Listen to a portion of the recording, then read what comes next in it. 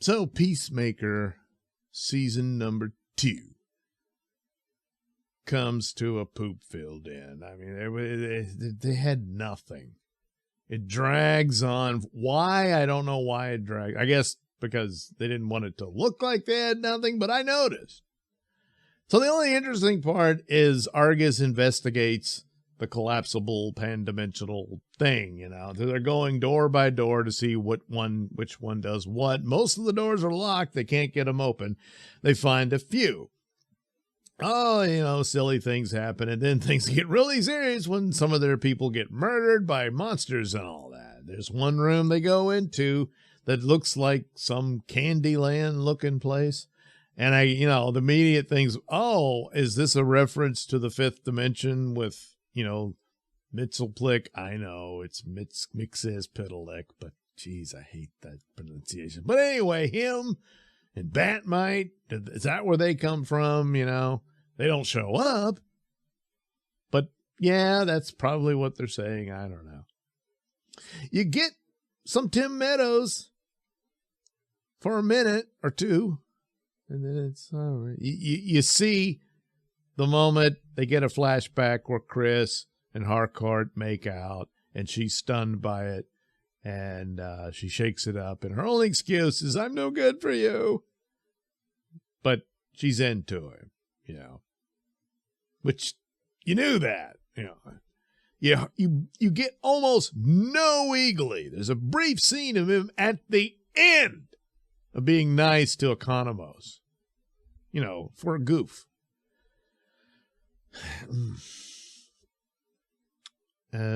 So Red Flag has this plan and obviously doesn't realize it, but he's becoming a stooge for Luther, and they'll set that up for Man of Tomorrow. But he wants them to investigate each door they can open.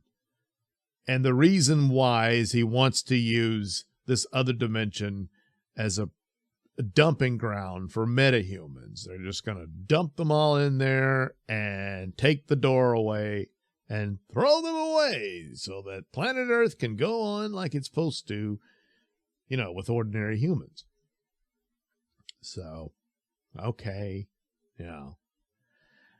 The rest of it is just drawn out slow-mo music playing and all that. And then the band that does the theme song shows up, and they all go to the show, and they're all like dancing and yay. And who cares? Chris is depressed, but they come and, come on, man, we love you and stuff. And Leota tells him, you inspired me. And so he's like, really? Ooh. And then Harcourt kind of sort of admits, yeah, the kiss meant something to me. And so now he's like, oh yeah. So he's out of his funk and depression and all that other guilt and stuff about what a failure he is. He's over that. And they decide to come together, and they go back to Vigilante's secret basement hideout where he's got all this drug money in there and stuff.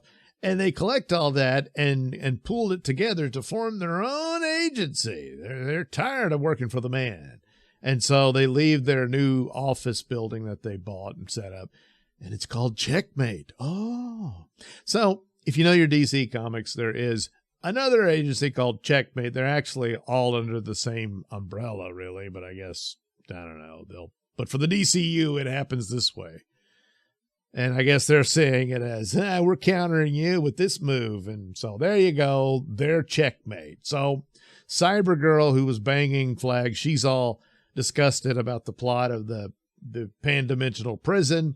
And she's like, well, I'm a metahuman, because she's got cybernetic parts, or at least a cybernetic eyeball or something. And so that was going too far. Everything else, she was fine. But so now she joins them. So her, Harcourt, and Leota, they get together. And, of course, when the girls come together, that's when the brilliance happens. But they don't really say much or do anything. They just show them talking with music playing. And, yeah. So anyway, so she's on the team. After the guy that Tim Meadows called Cupid, he was giving him his face gets eaten by these imps from probably the fifth dimension. Well, he feels really bad about that. So that was enough for him to leave Argus. And so he joins Checkmate 2. Now, the best thing here is to have a spinoff of this show called Checkmate with Tim Meadows, Eagly, all right, maybe Economos, throw him in there. And that's it. Well, some other people and stuff like that. But man, you give me more of that Tim Meadows smart-ass dialogue of his. Oh, yeah. Yeah, that'll work. But you only got little snippets of him, in this show. And yeah, like I said, hardly any Eagly at all. And there was no action or anything, and so they do that. Everybody's happy. And of course, it can't end that way. So after all the happiness and whatnot, all of a sudden, Chris Smith gets abducted and hauled ass back over to Argus. And Rick Flag still wants to make him pay for Ricky. So guess what he's going to do? Yes, you guessed it. Dump him into this other dimension that looks like it's just another copy of Earth, but nothing has been developed. It's just this pasture surrounded by woods, And so they said, oh, well, the justification is we want to see what the effects of this dimension can, long-term, can have on ordinary human beings before they start dumping all the super people in it. So he's in this world completely by himself. The door disappears. There's no hope for escape or rescue or anything.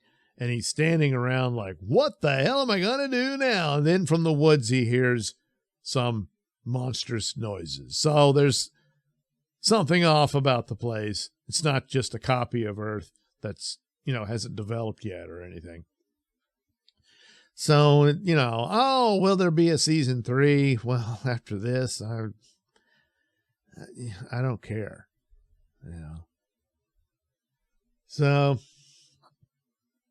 there was some wondering that, would some of the main characters get killed off and stuff like that? Well, no, they weren't. I think Mrs. Gunn, I forget her real name, Amelia Harcourt, had put it on Instagram saying, well, I said goodbye to Amelia, possibly forever, and left it like that. So people thought, maybe she's going to get killed off at the end. They get together, and poor Cress, she dies, and he's like, yeah, he's really depressed.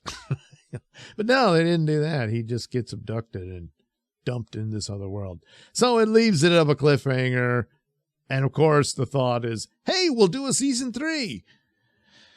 But this thing plummeted immediately, especially it opens with that crazy orgy. And you said, hey, this is the sequel to Superman. Man, you're stupid.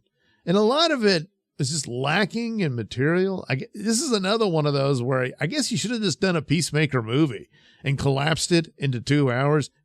Maybe it would have been better. I don't know. But then you're throwing in your anti-Christian bigotry, which is a big wound, and I don't think you understand that. You don't. And I don't guess you'll ever really learn, but holy crap. Man, are you stupid.